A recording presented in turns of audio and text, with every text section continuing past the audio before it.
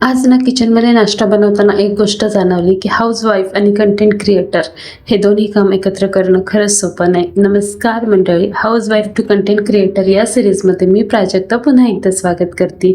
आजचा दिवसही अगदी नेहमीसारखा सुरू झाला. सकाळची कामं, घराचं आवरणं, मुलींना शाळेला नेऊन सोडणं आणि आज नाश्त्याला पोहे बनवत होते. पोहे करताना मनात एक विचार आला, आपण हाऊसवाईफ असलो तरी आपला पूर्ण दिवस घराच्या कामासाठी जातो, पण त्याच दिवसातून थोडासा वेळ काढून मी कंटेंट क्रिएशनही करते.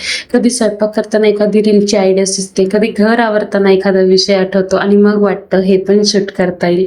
खरं सांगायचं तर कंटेंट क्रिएशन म्हणजे फक्त कॅमेरा समोर उभं राहून बोलणं नाही.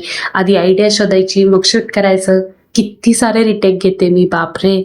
आणि नंतर एडिटिंग, कॅप्शन आणि मग शेवटी जाऊन मग मी ते पोस्ट करते. पण मला ना यामध्ये सगळ्यात जास्त आवडतं ते म्हणजे माझ्या रोजच्या साध्या आयुष्यातनंच मी काहीतरी छान असं शूट करून तुमच्यासोबत शेअर करते. आज मी मस्त असे पोहे बनवले होते.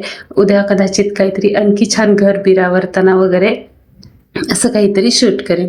हां, पण ते हे सगळे ठीक आहे, पण कंटेंट क्रिएटर झाल्यावर मला एक गोष्ट अशी शिकायला मिळाली की प्रत्येक दिवस ना हा परफेक्ट नसतो किंवा आपण नेहमी असं छान नटून थटून उभं राहिलोय वगैरे असं काही नसतं. आपला प्रवास रिअल असणं जास्त महत्त्वाचं असतं. म्हणूनच माझ्या या छोट्या छोट्या घरातनं रोज छोट्या छोट्या मोमेंट्समधनं मी माझं कंटेंट क्रिएशन सुरू करते. तुम्हाला कसा वाटतो हा प्रवास? प्लीज नक्की सांगा. आणि तुम्हीही माझ्यासोबत हा प्रवास बघत असाल तर यासाठी खरंच मनापासून थँक्यू.